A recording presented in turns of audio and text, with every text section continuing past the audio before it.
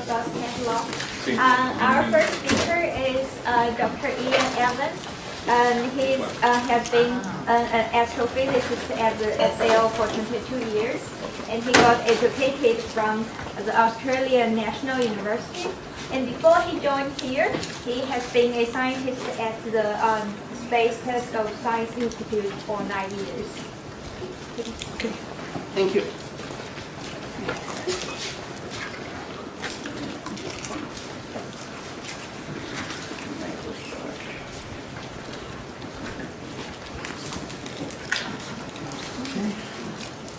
Okay. So the talk today is going to be a little different from our typical science talks. In particular, what we're looking at today is to reintroduce the Chandra Source catalog to folks. The first release of the Chandra Source catalog came out roughly in 2010, and since then we've been working quite hard to come up to the second major release of the catalog, which is currently in process. I'm giving this introduction on behalf of the catalog team who are listed here. Any kudos should go to them. Any mistakes or errors are solely mine.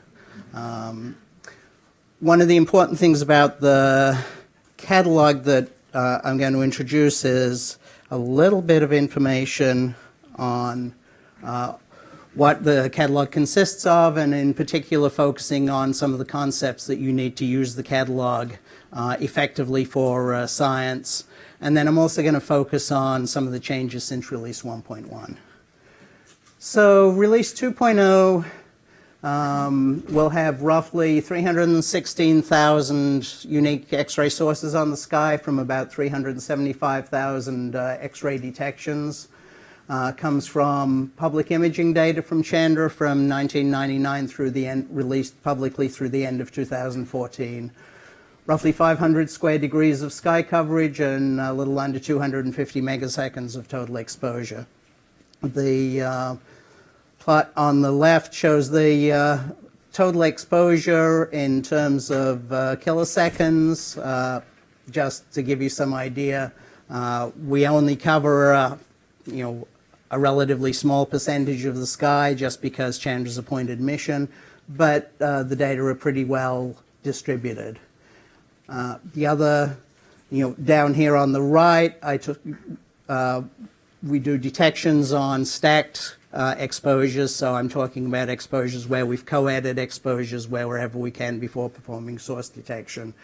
And you can see we go from relatively short exposures of order a kilosecond right up to exposures of order 6 megaseconds.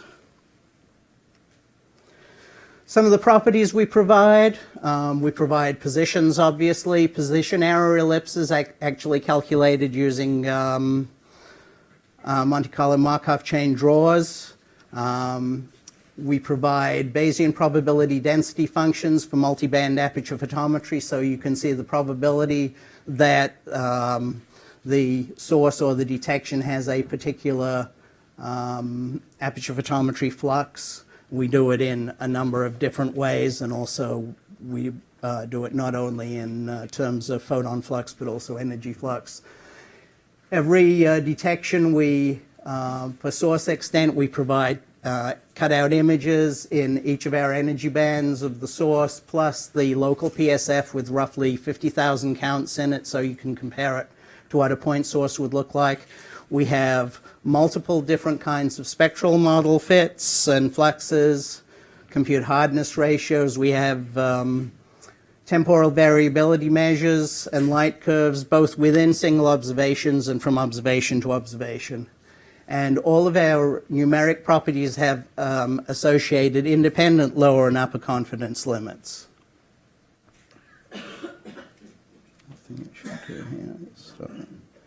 So some of the new features in 2.0 relative to 1.1 is, as I mentioned, we perform source detection on stacked observations to improve the detection sensitivity for those fields where we have multiple observations.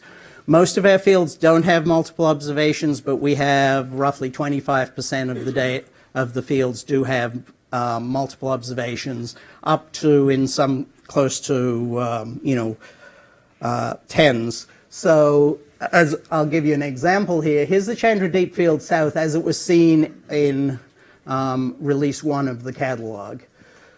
You can see a few point sources here, and this scaling is intentional because this is exactly the same scaling I'll use to show what we used for source detection in release 2.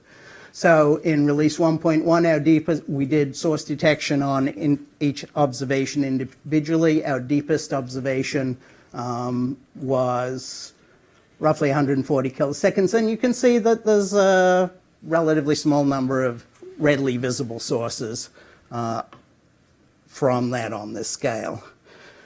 So one thing we do now is for release 2.0, we're actually co-adding or stacking 81 observations.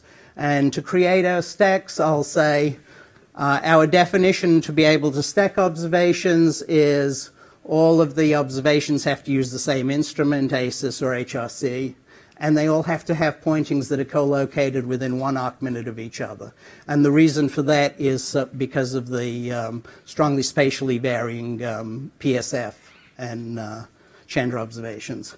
So on that same scale where you could just barely see anything in, that we use for source detection in release 1 of the catalog, you can see much more information, lots more sources in the center of the field, and around the edges of the field you get fainter detections. These are actually because a lot of these observations were taken with the ASIS eye in a configuration where there's 4 eye chips in a square and there are 2 that are poked out a little bit, and with the different roll angles of the telescope you get multiple those 2 that stick out end up in multiple different positions.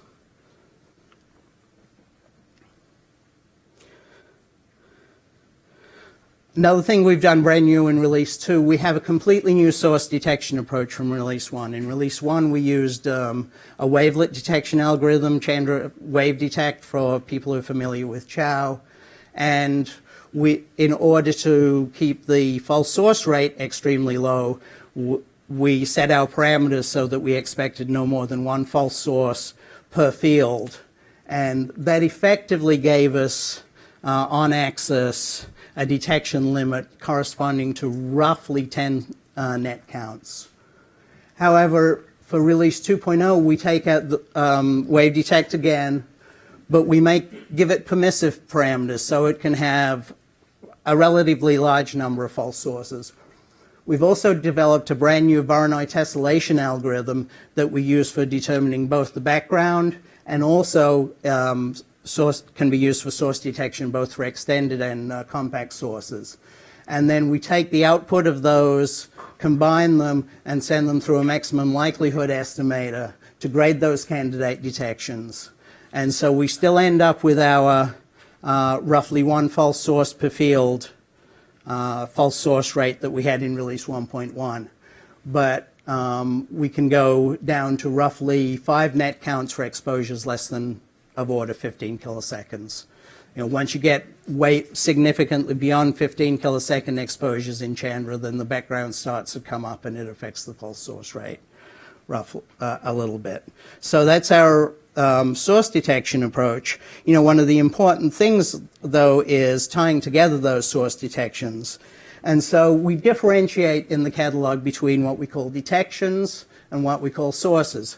So detections are what you see on the detector. Makes sense. Sources are what's actually on the sky to the best of our knowledge. And in Chandra on axis, this is an observation taken very early in Chandra from the Rho O field. On axis, the Chandra PSF is very small, and so we've detected all of these different detections on the sky. And for each one of them, we'll look at these 3. In particular, we assign a detection ID for each one of those. Now we have another observation of exactly that same field, but here we're far off axis, so the PSF is much, much larger. In fact, you can see the structure in the PSF far off axis here for a bright source. And those 3 that were detected down here, now we just have a single detection. So, you know, we have to have a way of resolving those. And the catalog does that by this reconciliation by basically saying we take the highest spatial resolution information we have and we'll say these guys correspond to our best knowledge of what's on the sky. So now we're going to promote these to be called sources on the sky. And what we're going to do for each one of these sources, we'll give them obviously a source name, but we will actually give them a link to each of the detections. So the source corresponding to each one of these will be linked uniquely to its on-axis detections because that's where it's fully resolved. But they will all three get an ambiguous link to this one large detection that we had that was far off axis. And the reason we do that is because even though we don't far off axis, we don't resolve that detection into the individual sources, we can actually make use of those photons. We can't make use of them, for example, for establishing source positions, or things like that, but we can say these set of photons now provide a photometric upper limit for these three sources at the particular epoch of that observation. So there are various ways we can use the photons for the off-axis unresolved detections when we know that they are subsequently resolved on axis with other observations. So this actually produces a hierarchy in the catalog that looks like this. At the highest level on the sky, we have what we term master sources. These are the things that we think of are our best knowledge of what's really on the sky at this point. Then for our stacked observations, we have detections. And this is where source detection is performed at this level with the stacked observations. So a source might be uniquely linked to one or more stacked observation detections, or multiple sources might have ambiguous links to stacked observation detection. So in this case, this would be that example of this unresolved off-axis detection that is linked to more than one master source. And then going down a level from our observation stacks, an observation stack may consist of a single observation or it may consist of multiple observations. And so we will extract properties for every single one of these detections at this level, and at the master source level, and we make those available to the end users.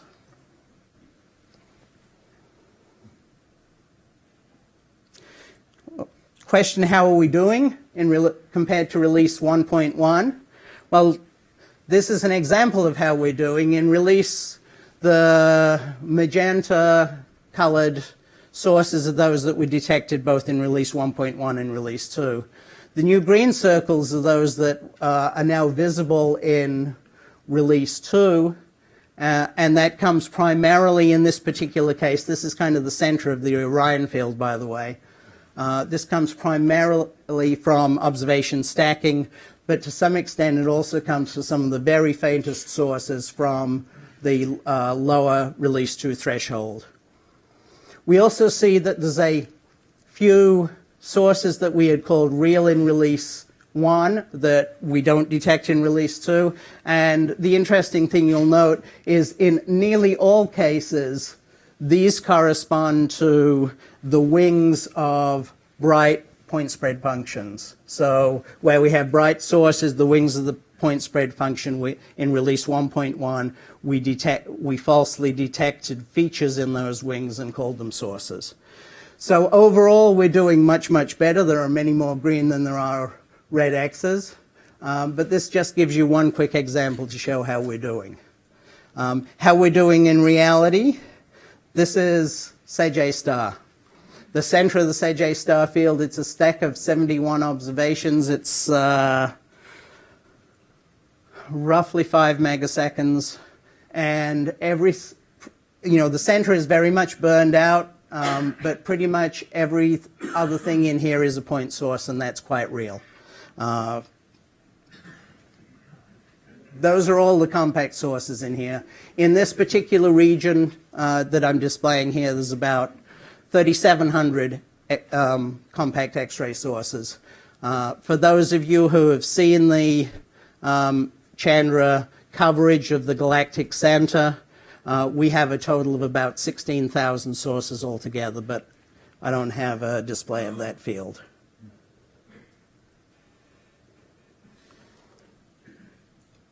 Going further a little more, as I mentioned, we use MCMC drawers. We do a lot of analysis this way, and we compute position errors. I'm not going to talk about that further. In release 2, we have updated our aperture photometry algorithm. We now use a fully Bayesian algorithm, and we actually produce probability density functions for the aperture photometry of each of the detections and each of the sources. That uses an approach that is based on some work by Frank and Vinay. We've changed it minimally. One of the ways we've changed it is to take the algorithm and use, once again, MCMC drawers to speed up the calculation of the probability densities. And so what we do in a crowded region, we will find regions where the PSFs might, overlap, because we have to simultaneously solve for the aperture photometry for all of the detections in that bundle, because we have to know how to assign the photons in the overlap region to get the aperture photometry effectively correct. And so I think if there are 1, 2, 3, 4, 5, 6, there are 9 sources identified here, and this is the aperture photometry calculated in that way, and I think you'll find there are 1, 2, 3, 4, 5, 6, 7, 8, 9 individual probability density functions for the aperture photometry solved simultaneously. And the difference here between the smooth curves and the dashed or curves is simply the solution doing the MCMC drawers to calculate the aperture photometry rather than the rigorous numeric solution, which is computationally infeasible. And as you can see, the approximation works very well. Now, and I say computationally infeasible just to say it. The catalog is approaching completion, where roughly 80% of the sources are run through the final stage of the process. Up to now, for this version of the catalog, we have expended approximately 5 CPU centuries on the processing. Additional features. One of the things we've done in release 2 is to do a Bayesian blocks analysis. This is something that was developed by Scargill. And the idea here is when we have multiple observations, if we look at the aperture photometry in each of the energy bands, and for ACES we have 5 energy bands, and the aperture photometry is consistent with the source having not changed in those 5 energy bands between the observations, then we will group those observations together in a block, and we will extract the data from that block as a way of improving the signal to noise. And I think you can see this here. Essentially, in this case, this is one particular source in actually 4 of the bands here displayed, but effectively the analysis shows that within the errors the source did not vary. So we will count all of the observations, and you can see there are 1, 2, 3, 4, 5 observations. We'll consider these 5 observations of this source.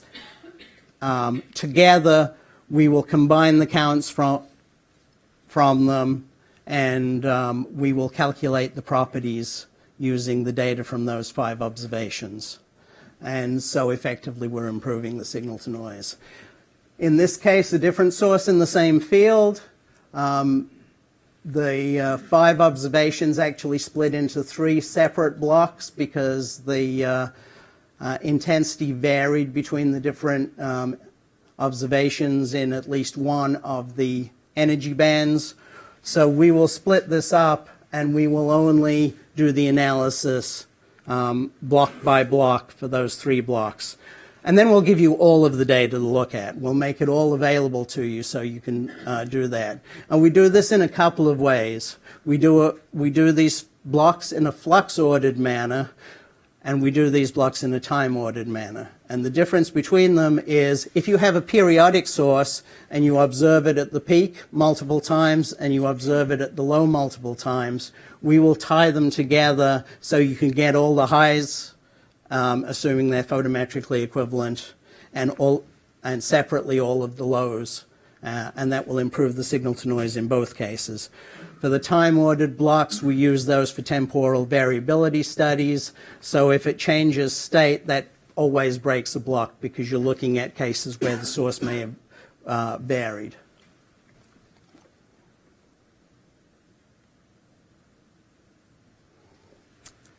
Another thing we do is now, which is different from release 1, is all of the downstream properties are calculated from the aperture photometry probability densities for consistency. In release 1, we did the aperture photometry, but we did the hardness ratios a different way, and we did the temporal variability a different way, and sometimes they didn't all match up and agree with each other. Now we effectively look at all of the properties that are derived from the aperture photometry, and that's, hardness ratios, temporal variability. We ensure that we do all of that analysis together. One case where we don't do that, obviously, is spectral model fits, where we worked from the individual photons.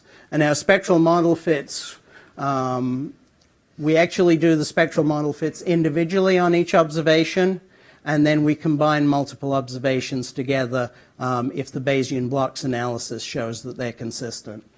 And so we do spectral model fits anytime we have at least 150 counts in the 0.5 to 7 keV band, group it to a minimum of 16 counts per bin, and then we do black body, Bremsstrahlung, and power law fits and calculate fluxes. And so this is an example up top here of a power law fit to a 250 count source where we've done this grouping, and we derive and report the individual fit parameters. The bottom here, this is just a canonical set of parameters that we've derived from actual data. This is roughly 120,000 sources that have been run through processing so far, and these are the distributions of the power law, black body KT, and the Bremsstrahlung KTs we extract from that 120,000 sources and their distributions. All of these models are absorbed power laws. As I mentioned, we also do the joint spectral fits when the Bayesian blocks say that there are multiple observations that appear consistent with each other. And these are simply 2 examples. What we're looking for in this case is that we want at least 150 counts across all of the observations in total before we do the fit. And here's a low count example where we have 3 observations that total at least 150 counts. We can get a reasonable fit. And this is an example where we've got several more observations and a high number of counts. All of this information is made available through the catalog. Going forward, Release 2 will also include extended X-ray sources. This may not appear in the 2.0 release. We may delay this until a 2.0.1 release shortly thereafter. We're eager to get the 2.0 release out as soon as possible and get it frozen. But I'm just showing this rather pretty picture of Tycho, which is just under 900 kiloseconds and has 58 million X-ray photons. But essentially what we do for these extended sources is we draw a convex hull bounding region around them, and then we compute basically composite properties, a position and photometry within the bounding region that we define. And that will be coming out, as I said, either with 2.0 or shortly thereafter in a 2.0.1. In terms of data access, I'm kind of moving a little bit on just to introduce what Raffaele is going to be talking about. We have a preliminary list of all the detections that will appear in the final catalog and a preliminary list of all the sources. They're available on the website right now with limited source properties. But what I will tell you is that in the source list, the source names are frozen. They are the same ones that will appear in release 2.0 of the catalog. So you can quote the source names now. There will be a very, very small number, much less than 1.1% of sources and detections that the final catalog level QA may exclude from the final catalog. We've also, as I said, run almost 80% of the data at this point through the source properties pipeline, and those that have completed processing are available now through the CSC view interface that Raffaele is going to demonstrate, and the number that are available obviously will continue to increase until the final release 2 is available. And I say both source detection properties and FITS data products, you know, when we put it together, we actually have, with the multiplexing, when you take into account, we have multiple energy bands. We also have a value plus an independent upper and lower confidence limits. We have roughly 1,700 columns of data-based information in the tables. Separately, we have a lot of science-ready data products available as well. Roughly 25 million data products totaling about 32 terabytes. And once the final release is available, we'll be supporting all of the standard interfaces in addition to CSC View. But for now, CSC View is the only thing that's available. So this just gives you an example of how things are organized, in the databases. For each master source, we have a whole bunch of different properties, and if you just take a look at one of these, for example, source position, it breaks down into multiple other properties that ultimately break down into the actual columns of information. And CSC View actually has good information on this hierarchy and describes it internally, as I'm sure Raffaele will show. Quick view of CSC View just as a primer of what's to come. We have different regions, a set of properties that can be user selected. You can drag and drop any of these so you can search on any criterion you want, any column you want, any set of columns you want combined in any way. You can select a set of properties to retrieve, and when you do so, you can get a table, which of course you can download or do whatever you want with the properties being displayed. You can then select individual ones of these and select some of the data products you want and retrieve data products directly to disk. Or you can send them over SAMP to another SAMP-enabled tool such as DS9 or TopCat. I don't expect you to read this. This just gives you a quick highlight of some of the database properties that we have. Similarly, some of the FITS data products that we have. And so I see my time is just about up. My summary is that the CSC 2.0 is the largest and most complete catalog of X-ray sources detected by Chandra. I mentioned the numbers there. Final production phase is well underway. This is the catalog to go check website to check out for the catalog. One thing I will say is we're not the biggest X-ray catalog in the world. The XMM catalog is much larger. However, per square degree, we have more sources than anybody. And finally, I just wanted to leave up to advertise. Coming up, we have this X-ray classification workshop that is being organized. And part of this is to actually see how we can do classification of some of the data in the release 2 of the catalog. Thank you.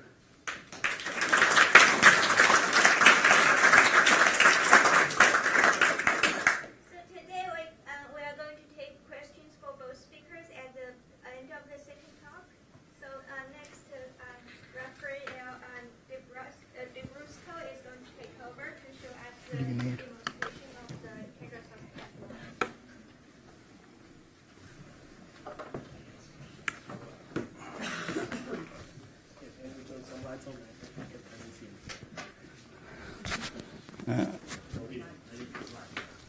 And you need this.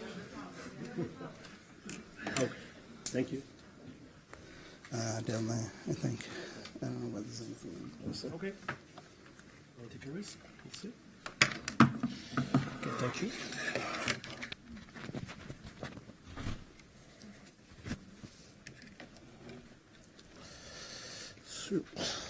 So, good morning, everybody. So, we're about at that time here. Okay, I'll just put it in my. Yeah.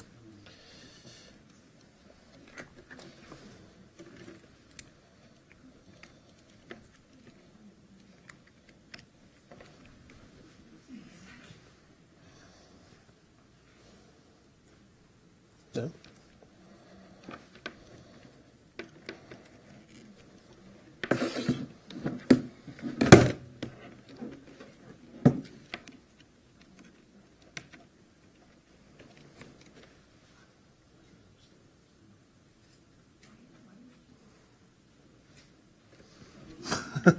Is this even turned on? Did you use the DVI? I use the HDMI. The HDMI, sorry. Oh, Does it have to be switched? okay. Something is happening. No.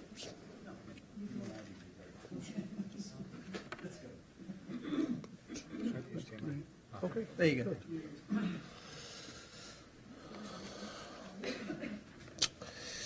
Okay, so I will try to show you how to access some of the data products and to build a query that can be run through CSV, which at this point is the main, and I think also when everything will be said and done, will represent the main interface to the complex world of Chandra Schedule version 0.2. So CSV comes as a tabbed interface. We have 4 main tabs up here: catalog, query, results, and products. So since we have made the dynamic version of the Chandra Schedule 2 public, at least the part that's already been processed, it makes sense to show this first tab, because now we have a choice. Users may select the oldest official version 1.1 or even the previous one. But today we're going to stick to the newer version, which is the current database. So we can click on select. And this is the kind of interface that that comes up. So very quickly, I will just repeat some of the things that Ian mentioned. We have a window, the result set window, that will contain the name of the columns, the properties that we want to be returned by our query. We can manipulate the order of the return table by adding constraints in the sort order window, but it's not one of the most important windows up there. And here, which is the most important part of this interface, we have the search criteria. So we have this place where we can combine conditions on different properties to actually create the query and to hide the complexity of what's going on behind CSV. So actually we're creating an ADQL query that is going to extract data from a database, actually from a complex database. On this side, also, there is a collection of standard queries, so basically standard set of columns that are often useful, and I can just show you that if I remove all the columns that appear that are there by default, and I select master source summary, and I drag that in the result set, we will see a new set of precompiled properties appear there. So in this lower window down here, you can see that if I click on any specific property here, a description, well, basically a set of information, including the table where that property comes from, the name of the property, the data type, the units, and a small synthetic description of what the property represents come up. That's very useful when one is trying to navigate the structure of the tables to find the correct properties for your own task. So in this case, I will just stay, like, we can say that this is okay. The most interesting thing from my point of view is actually show the source property windows. So in the source property windows, we can see that there are a set of precompiled tables or views that contain all the properties that have been calculated for any of the master sources, and not all the master sources. I will go back to that later. So we have the master sources table, which contains everything that has been associated to the master sources. So just like Ian said, what we think are the best representation of what's out there, of the astrophysical objects. And then there is the stacked observation detection. There is another table containing what we have measured for the single selection in a single stack. Of course, we will see that one single master source can be associated to to multiple stacks. So we will have different detection property set for a single master source. But that's the idea. And going further down in the ladder, the hierarchical structure, the catalog, we found the per observation detection, which contains the property for the detection at the single OBS-ID level. The single OBS-ID that contribute to different stacks that at the end are combined in some meaningful way into the master source properties. But just to start with something which is a little bit simpler, I'm just going to show how to create practically a query based on properties of master sources alone. So let's assume that we just want to extract the top 10, a small number. Top means basically they are randomly selected from the database of sources whose significance is, and I can just use this small search field over there to actually select, well, to highlight the position of the properties whose name as that string contains the string. So if I type significance, source significant, the master source will come up. And I can drag and drop that in the search criteria. I can decide that I want actually sources that are more significant than, and I just put 20 because it's a number that makes sense. Actually, if you, it depends on what you want to do. But if we want to combine multiple criteria, let's say that we can repeat this search, and I will search for variability, and I will realize that there is a nice source flag in the master source table that, as displayed here, tells us whether within the same observation or across different observations, one source has been observed to vary or not. It's a Boolean quantity, so it's true or false, basically. Let's say that in this case, I don't want to get too complicated, and I can set this to false. Notice that I can combine different constraints, single constraints, using this little window that allows me to choose the Boolean operator that makes sense. So I don't care about any order in this case, so I can remove that. And I can also select rows as a whole, in the sense that in certain cases, query may return multiple times the same row. But in this case, I'm pretty sure that doesn't make any difference. So, having said that, our query has been created. So in order to extract the result of our query, we just need to search, click on search. And depending how lucky I am, oh, I was lucky this time, the result of the query came up. So now we switch to the third tab. We are in the results tab. So basically this is a tabular representation of the rows in the database that actually comply with the constraints that we create in the first step. So we're talking about sources, detection, stack level detection, observation level detection. We can browse the table, and that will, this tabular visualization, that will tell us lots of things about the sources. But the next step is actually try to understand if we can live with the numbers, so the estimates of the properties that we can access in this tabular form. And of course, we could select them all, save them to file, or actually, if we are using any kind of interacting way to exchange data with SAMP-enabled tools, whatever that means, it doesn't really mean a lot to those that are not into technical jargons, we can send this table to a tool like Topcat, and we can actually display the numbers, create plots, sub-select sources, and send the selected sources back to CSV view to go on with our analysis. But I just want to do the basic kind of analysis in this case, and I will say, okay, let's just select the first one, and let's download all data products that are available for this one. So, first of all, there are data products that only apply, that actually only reflect the source region, so very close to the region, just region, and of course data products that apply to the whole field. Everything that it's in the observation or the text or OBS-IDs that are being used, well, where that source has been detected. In this case, I'm not going to be concerned with details. I just want to show you that if I select this, I can actually see the description of the data products down here, and maybe it will be more reasonable if I just selected one data product, and I can show you that we have some kind of synthetic description. But if I select all of them, and then I decide to select the energy bands where we want our data products, in this case, let's make things simple. So let's go with broad for ACES and wide for HRC. And just by clicking on select, it will take some seconds. And again, well, so that's the list of single data products that are attached to the source that I selected. Of course, if I selected multiple sources, I would be returned with a much larger, longer list. I'm just saying that we don't want to make things too complicated. As Ian mentioned, and I want to stress that because it's really a plus when you're doing some kind of interactive analysis, you can either download every single one of these data products to a file and then analyze the file, open the light the way you've done before, as it was done, or later to the local drive, or you can actually select the data product. And if there is any tool that is listening in your work environment that can accept the kind of data product, you can send it to this listening. And actually, this is kind of eliminating one layer of the process. We don't need to save the file. The file is exchanged in a way that is transparent to users. But let's go back to the, actually to the query search. This is only one aspect. And of course, we will come up with very complicated queries. Actually, you will come up with very complicated queries as you start asking more complicated questions.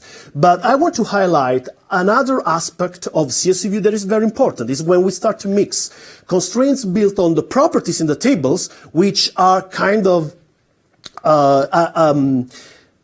do not know about the position in the sky where that source has been observed with spatial constraints. So we have put in place the possibility of running searches that combine constraints on the parameters up there that I've dragged and dropped here with spatial searches. So let's say that I want to know all the master sources in the Chandra source catalog 2 that are located within a given radius from a given place in the sky. So I'm not going to run this query here, but I've actually run it before. So you can, in a different instance of CSV, of course, and this will make explode my laptop, but it's working. So let's assume that I'm interested in Able 2052. I'm just reminded this is very famous in the Chandra Wall cluster of galaxies because there is a very nice example of gas sloshing. It's amazing. And there are also a lot of galaxies that are compact sources from this point of view. So it's an interesting place, and it's been already processed. So the reason why that I'm using that for example. So if I run this query and I have not added any constraint on any other parameter, and I run it, it will take a few minutes, and that's the result. So we have the list of all Chandra Chandra source catalog 2 master sources within 1 degree, it's a pretty large radius, from the center of Able 2052. Again, I can select this, I can send it to Topper just like I show, I can do things, I can sub-select one of the sources, and let's say, dig a little bit deeper, because the idea is that the real plus from my point of view is really the hierarchical structure that subtends the whole Chandra source catalog 2 version, at least when compared to the previous version. So the idea was that I want to show you now how to actually query for data products of one single master source. So I'll go back to the first instance here. I will delete the previous. Actually, what I will do is something different. I will remove, actually, I will I will go back to the default query so that everything about the query that I last run is forgotten, okay? And I will actually remove everything else, and I will start adding new parameters, okay? Manually. So let's assume that I know about one Chandra X-ray 2 source that I'm very interested into. And of course, I want to know everything about that source. So I've pre-selected that. And I will just copy and paste this. So the idea is that we want to know something about a source whose name is this one. And of course, in the way that the name is codified, we know that this source is basically in Able 2052 because it's the coordinates basically there. But I want to know something more, and I want to retrieve information that are not only stored in the master source, okay? I want to go 2 steps deeper. So the idea is that I can drag and drop the name from the master source table. Well, I already know the name. I can drag and drop array and deck. I can actually, let's say, drag and drop the significance, and I can add new parameters. But now I want to know parameters that are not associated to the master source, but are actually to the one or multiple detections at the stack level associated to this master source. So what I'm going to do is actually open this other table, the stack observation detection, and let's try start adding the name of the stacks that are associated to the master source, to the single master source. And that's done by, I have selected detect stack ID, which is the identifier, and dragged it in the column list. As you can see, an S dot has been pre-appended to the name, and that means if you are familiar with SQL, that basically that comes from a different table. The table is S, it's stack, right? And it's been done, like this is being done automatically. So I could go on, I could select the array and deck of the stack, which may differ from the array, almost certainly differ from those of the master source and the instruments of the stack. But I want to go one step deeper, and I want to know something about the single observation that have been combined into any stack that has contributed to this master source. So I'm going to open the pair observation detection table, and again, what I can do is select the obs ID, because that's what I do. And again, in this case, it's O dot prepended because it comes from the observation table. It's very easy once you get the hang of it. And I will add the tag name, which is not going to tell us a lot because we all know that the target of this observation is able. And I could keep adding, but that's not the point, okay? No special. So what I can do here is, okay, unselect this string row because I know that we're going to only be concerned about one source, and also that's no point of having it sort order. And actually, now that the query is ready, so we're ready to know anything about the source, I can go on and search on the query. And this will take some time based on my test. But because I want to keep you entertained, I want to show you what we know about the observation that have been taken very close to this Able 2052 cluster of galaxies. So one way to go, I would say classic way to go, is to actually use one of the interfaces that the Chandra archive has made available, like the Chandra footprint service. So we can do a query around a bell, and I can set the radius to 1 degree around Able 2052, and by clicking on search, hopefully we will come up with a quickly. Well, it's already loading data. Good. Okay. Maybe 1 degree is too much. Okay, but anyway, doesn't matter. Sorry, it should have been like 0.2 degree. But the idea is that, yes, there are observation of these A clusters in the archive. Oh, now, like in this case, of course, there is some engineering from my side, because I checked that all of these observations in the archive have been taken before the deadline. So before the last day, in other way, I checked that all of these OBS IDs are included in the Chandra source schedule 2.0. Of course, more recent OBS ID may not be included and will be included in one of the next versions, but I double-checked that. So we know that there are 11 ACES observation of this cluster of galaxies. Right, but this is not telling anything about the hierarchical structure, that it's basically what the CSC2 is all about when it comes relative to the previous version of the Chandra source catalog or any other kind of. So there is a new interface that has been developed by Doug Berg, which very nicely focuses on the hierarchical structure that reflects the structure, the organization of the archive. So I'm going to do the same thing, keeping in mind this generic information that there are 11 OBS IDs. So it's very nice, it's interactive. You can browse the sky. The yellow shapes that you can see are the boundaries of stacks that have already been processed. So master sources for those stacks already made it into the catalog. But there are a lot of, let's say, places like Sagittarius, where you can see that the boundaries are still gray because we are still working on those stacks. And actually, we are not working on stacks. There is an added layer on top of that, which are stacks that are overlapping but are distinct.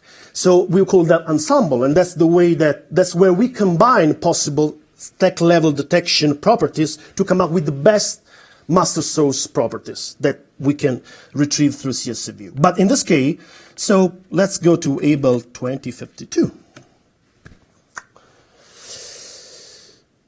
Okay, so the name of the source has been automatically resolved, so now we know the coordinates. We zoom in. Nice. So what we're seeing is a different representation of the same the footprints of the observation that we saw in the footprint service.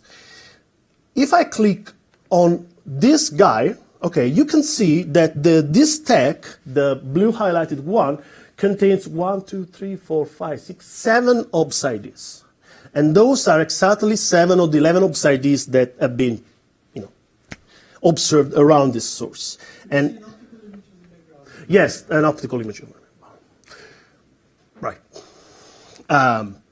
If I manage to select a different stack, wow, it worked right off the bat. We can see there is an additional stack which contains other 3 observations. And so you can do the math, and the last and final stack, because there are 3 stacks here, contains just 1 OBS ID. And that's nice, because we've seen an example of sources that are associated to multiple stacks, and each one of these stacks contains a different number of OBS IDs. So it's complicated. Now, another interesting thing of this is that this is reflecting the condition, the status of the processing live. So it's been it's updated every 30 minutes, if Doug is here, like I think so. But anyway, okay, every 30 minutes. So you can, if you're waiting for your favorite place in the sky to be processed, you can actually check that. I wouldn't say every twice per hour, but the idea is that this is dynamic as well. It's a live representation of the processing status. So now, usually my tests, the query that I run should have completed. Of course, it does not. But I know what to do, because actually I had this guy here, which was a more general query. So the source, the master source that I was searching in the previous one, the one that's not completed, is one of these guys, okay? I don't remember exactly one, but because these are all the master sources within 1 degree from the center Able 2052. So I'm just going to select one of the sources, the one which is actually closer to the center Able of Bell. So we are sure that it will actually fall within the overlap of all the stacks. That's the idea. And we can start searching for data products. So in this case, I will just focus on the difference between master data products and stack and observatories, and I will be done in a couple of minutes. So if I run it, and that should be very quick. So we can select this, which is the Bayesian block source properties. So as Megan mentioned, when sources show some variability, we have a statistical method that put together data in a way to maximize signal to noise and to provide the best estimate of the properties at each kind of variability status, let's say state. So in this case, I can send it to Topcat just to show you the structure of this file. And we will see that in the case of the source, we only have 2 Bayesian blocks, 1 and 2. Bayesian block is this index here. But for every one of the properties, photometric properties, for example, there are 2 estimates, one corresponding to the first Bayesian block and the other one corresponding to the second Bayesian block. And that's very interesting. Also, I will show you what the per master source region aperture photometry PDF is. I will again send it to Topcat, and it will appear magically. So basically, it's the PDF, the probability distribution function when it comes to aperture photometry quantities, and I will show you that in this case, hopefully, it looks nice. So I'm going to plot it. Yeah, it looks pretty nice to me. So you can see that there is the distribution of all possible values, and it's actually, of course, this is a nice case. There are more controversial cases when this information is valuable, right? You can use that information to try and understand what's going on with the source. So just going back to the results, and I'm done. Of course, we have stack level data products that are even list images and that we can actually use and analyze with the tools that we use for any kind of data products produced by Chandra, like DS9, Chow tools, and so on.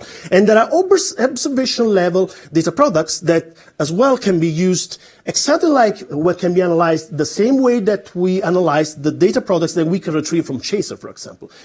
In technical terms, L3 data product try to be as close, basically as homogeneous to the L2 data product as possible. So The idea is that I didn't show you, I don't think that I hope that I managed to communicate to you how CSV view can be used as a way to penetrate the complexity of the structure of CSV2.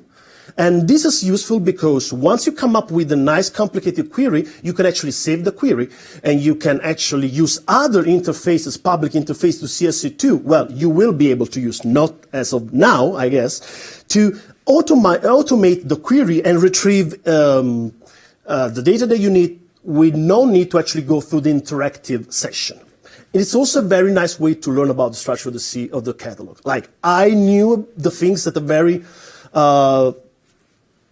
non-practical level, let's say ideal level, but when I started looking at the things and now the data were organized using CSV view, I really understood basically the organization of the catalog. And that was it. Thanks.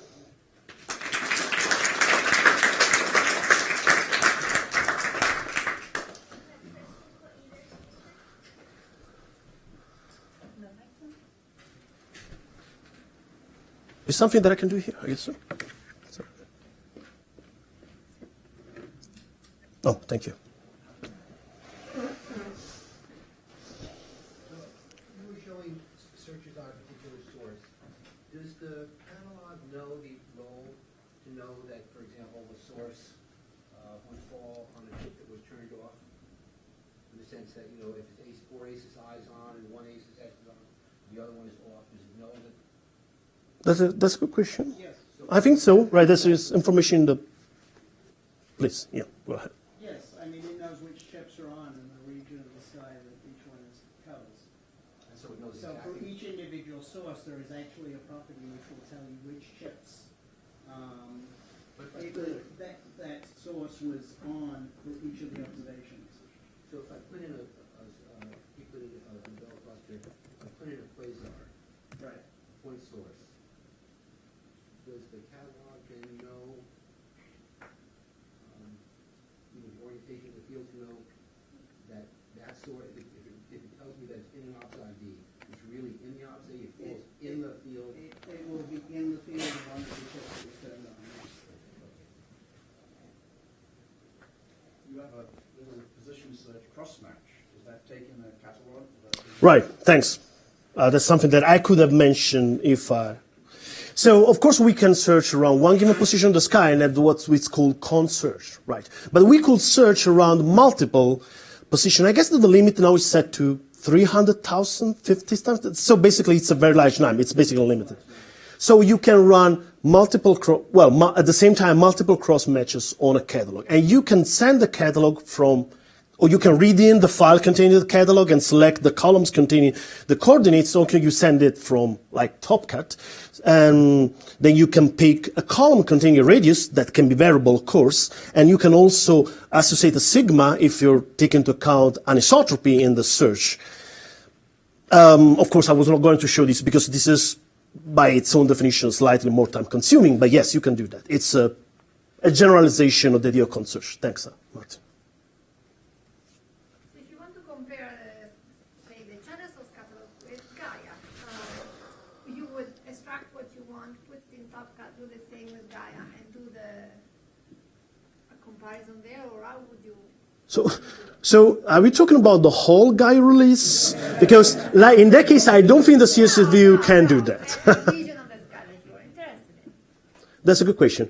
First of all, there is like a methodological aspect. What is the algorithm, the cross-matching algorithm we want to use? So maybe the most important issue at this point may be we need to agree on a way to cross-match spatially optical sources with that kind of astrometric accuracy with X-ray sources and you know the zoo. First of all, but I will say, like I've done tests, not with Gaia, of course. I've done tests with other smaller samples. CSV view, when optimized for search, is actually quick. Not as quick as other specialized libraries for cross-matching, but it's very quick. Like in the same order of magnitude, like something like that. I don't know if that is like at this point, I don't know. I will do that. I think that it should be done on the side. I think Ian mentioned that there were some first catalog sources that are now flagged as clouds. What is the local abstraction, and do you know what the We discussed this today at the meeting. Let's go ahead. It's a pretty small number. I don't have exactly that because the catalog is not finished. One of the things we're going to do when 2.0 is complete is to do a concordance between the 1.1 and the 2.0 so we can identify the relationship between the two series and also identify which one we believe in 1.1 was. But at this point we haven't done that. One more question. Wait, I think the HLCS is not included here, right? That's correct. Yes, correct. Plan for including it? We have considered that. We need to do a few tests. The issue is the structure and the background of HRCS. We need to validate that we can deal with that correctly. In release 1, we could not. We didn't include it in release 2.0 more or less as a default position, but in fact, given how the background behaves when you stack multiple observations and you have relatively sharp discontinuities in some cases, we have reason to believe that we will be able to successfully include it in a future version. So just to give you some idea of where we are going forward, after 2.0 is complete, we're going to shortly thereafter come up with 2.0.1, which will include all the extended sources. Sometime in 2019, we're going to start production of 2.1, which will include the 4 years' worth of data that have been released publicly between the end of 2014 and the end of 2018. One of the things that we will very likely have to do in 2.1 is to tie all of the sources to Gaia astrometrically and give them that, which will give us very, very precise positions for all of the X-ray sources. And then following that, for a 2.2 release, so we're talking 2020 or later, we're going to significantly start expanding some of the capabilities, and some of the newer capabilities that won't make it into 2.0 will be there. But the intermediate, the 2.1 release in 2019 is really going to be just a data catch-up to the extent that we can make it there. And one thing I should add in terms of expanding capabilities, this is a process we'll have to do with the interest community. So I expect there's going to be a review at that point. We will present a committee, this is what we want to do, and they'll say yay or nay, or we'll discuss it. I mean, it's not going to be that we... Yeah, just for me, either I wait for you guys or I do it myself. Right. I have a question for you. At that point. On the extended sources, is there a certain surface brightness minimum? Are you doing dimming, or are you just doing full images? So what I would say is in this release, this is kind of an alpha release of the extended sources, and 2.2 is that point where we're going to get a more sophisticated approach. But essentially the lowest threshold, the Voronoi tessellation algorithm we use effectively draws a set of contours, if you will, at different surface brightnesses. And the lowest threshold is a certain number of sigma above the background, and then we go up in certain increments. So they're all effectively cut at a number of sigma above the background, so that's different from stack to stack as to what that is in absolute units. But we do record that information in terms of the surface brightness for those thresholds. And one of the nice things we do is, even though I mentioned that in the databases we're just using these convex hull regions, we actually record all of the polygons for all of the extended sources for all of the individual contour levels in data products for end users. The reason we went to the convex hulls for the databases is some of those polygons in the data files have 20,000 vertices or something like that.